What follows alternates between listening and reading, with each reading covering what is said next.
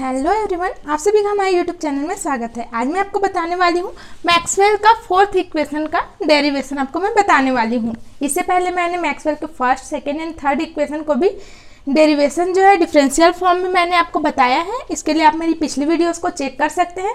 तो चलिए स्टार्ट करते हैं मैक्सवेल का फोर्थ इक्वेशन। मैक्सवेल का जो फोर्थ इक्वेशन होता है ये हमारे एम्पियर्स मैक्सवेल लॉ के ऊपर बेस्ड है। इसमें जो मैक्सवेल का फोर्थ इक्वेशन होता है curl H is equal to J plus del D upon del T. यहाँ del D upon del T means यहाँ पे पार्शियल डिफ्रेंसिएशन हुआ है।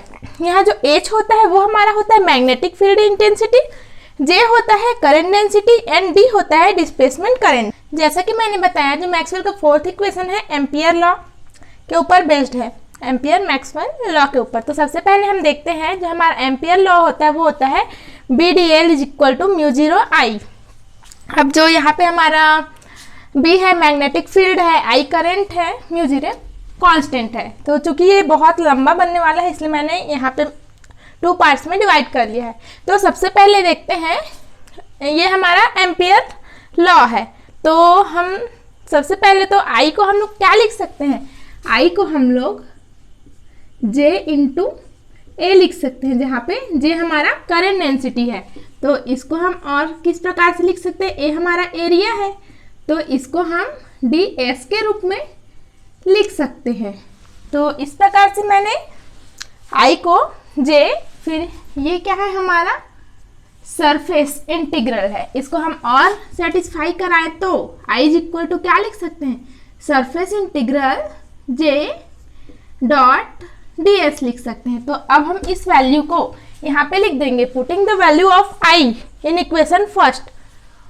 तो और जो यहाँ पर हमारा B होता है ये हमारा म्यू जीरो H के बराबर होता है। तो इस वैल्यू को भी हम यहाँ पे लिख देंगे, जैसे कि मैंने इसको equation second and equation third name दे दिया। तो अब हम क्या लिखेंगे, putting the value of equation second and third in equation first. तो इस प्रकार से हम लिख देते हैं। यहाँ पे हम B के जगह लिखेंगे म्यू जीरो H, यहाँ पे मैंने म्यू जीरो H लिख दिया इज इक्वल टू यहाँ म्यू जीरो और ये हो जाएगा surface integral J dot ds। यहाँ हम वेक्टर लगा देते हैं यहाँ। तो अब यहाँ पे भी म्यू जीरो है, यहाँ पे भी म्यू जीरो है। तो अब हम क्या करेंगे, यहाँ मैंने डेल लिख दिया, म्यू जीरो कैंसिल हो जाएगा। अब तो ये किस प्रकार से हम लिख देंगे इसको, म्यू जीरो अगर कैंसिल हो गया तो H into D L is equal to ये हो जाएगा surface integral J dot ds। इसको हम फोर्थ इक्वेशन ले लेते हैं। अब हम क्या करेंगे, जैसे कि यहाँ पे आप देख सकते हैं ये फर्स्ट इंटीग्रल है, यहाँ पे सेकेंड इंटीग्रल है। तो जो गॉस डाइवर्जेंस की सहायता से हम क्या करते हैं, सेकेंड को थर्ड इंटीग्रल में चेंज करते हैं और स्टोक्स थ्योरम की सहायता से हम जो फर्स्ट इंटीग्रल है उसको सेकेंड इंटीग्रल में चेंज करते हैं। तो स्टोक्स थ्योरम से देखते हैं, we know that Stokes theorem, उसकी हेल्प से ये जो हमारा H डॉट dl है इसको हम सेकेंड इंटीग्रल में चेंज करेंगे, ये सरफेस इंटीग्रल, तो ये कर्ल हो जाएगा means del cross H ds। अब इस वैल्यू को हम यहाँ रख देंगे। तो क्या लिखेंगे, putting the value of equation 5 in equation 4। तो यहाँ पे हो जाएगा surface integral del cross H is equal to surface integral J dot ds। अब अगर हम इन दोनों की तुलना करें तो ये हो जाएगा हमारा del cross H is equal to J। इसको हम इक्वेशन 6 नेम दे देते हैं। ये है एम्पियर लॉ की सहायता से। फिर मैक्सवेल ने कहा कि ये इक्वेशन सही नहीं है, इसके साथ साथ ही और कोई हमें डेंसिटी चाहिए। तो उन्होंने क्या किया, इसमें डाइवर्जेंस लगा के इसको चेक किया। तो अब हम लिखेंगे इसके दोनों साइड हम डाइवर्जेंस लगाएंगे, take divergence of both sides in equation 6। तो डाइवर्जेंस लेते हैं इसका, हमने यहाँ पे डाइवर्जेंस ले लिया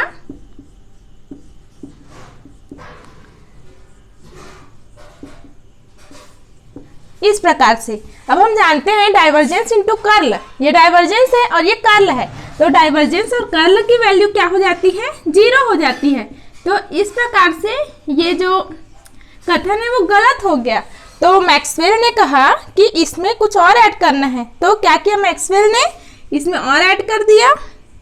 अकॉर्डिंग टू मैक्सवेल के अनुसार ये हो जाएगा del cross H is equal to J plus JD, जहाँ ये J जो होता है ये कंडक्शन करंट डेंसिटी होता है और ये जो JD होता है ये आपका डिस्प्लेसमेंट करंट डेंसिटी होता है। अब हम इसको भी नेम दे देते हैं, जैसे कि इक्वेशन 6 है तो इसको 7th नेम दे देते हैं।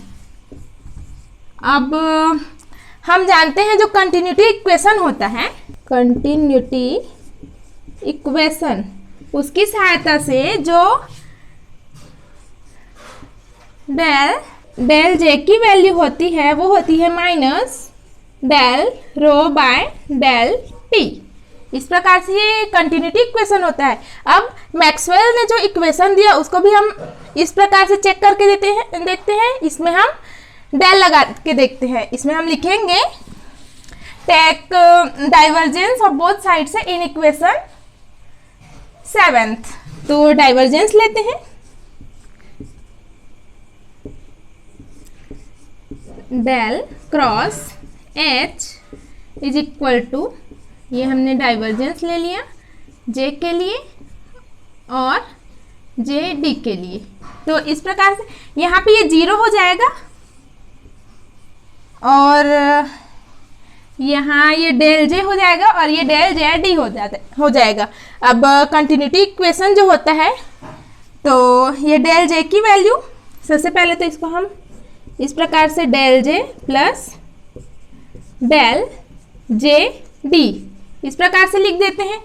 अब हमें डेल J की वैल्यू पता है तो डेल JD को हम इस साइड रख देते हैं। डेल JD की वैल्यू हो जाएगी, यहाँ पे हो जाएगी माइनस डेल J, तो हम डेल J की वैल्यू रखेंगे तो ये माइनस और ये माइनस प्लस हो जाएगा और यहाँ पे हमें वैल्यू मिल जाएगा del rho by del T. इसको हम इक्वेशन 8 दे देते हैं। यहाँ पे हम लिखेंगे अकॉर्डिंग टू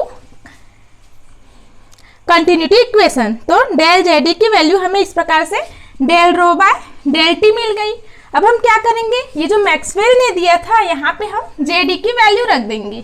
तो इस प्रकार से हमने डेल JD की वैल्यू निकाली। अब इस वैल्यू को हम कहाँ रखेंगे, यहाँ पे सिर्फ JD की वैल्यू रखना है ना। तो हमने यहाँ पे डेल JD की वैल्यू निकाली है तो सबसे पहले हमें इसको JD बनाना पड़ेगा। तो अब यहाँ पे जैसे मैंने लिख दिया, जो रो होता है यहाँ पे पहले मैं लिख देती हूँ del JD is equal to del by del T. According to Maxwell's first equation, हमारा क्या होता है, मैक्सवेल का फर्स्ट इक्वेशन होता है del dot D is equal to होता है हमारा रो।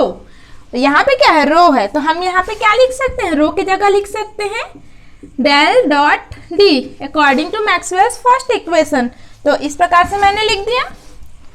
एंड अब क्या करते हैं, डेल डेल हमारा कैंसिल आउट हो गया, तो यहाँ पे हमें JD की वैल्यू क्या मिल गई, JD की वैल्यू मिल गई del D by del T। इसे हम इक्वेशन 8 देते हैं and putting the value of equation 8 in equation 7th।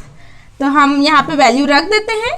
तो ये हो गया del cross H is equal to J plus JD की वैल्यू हमारी ये आ गई del D by del T।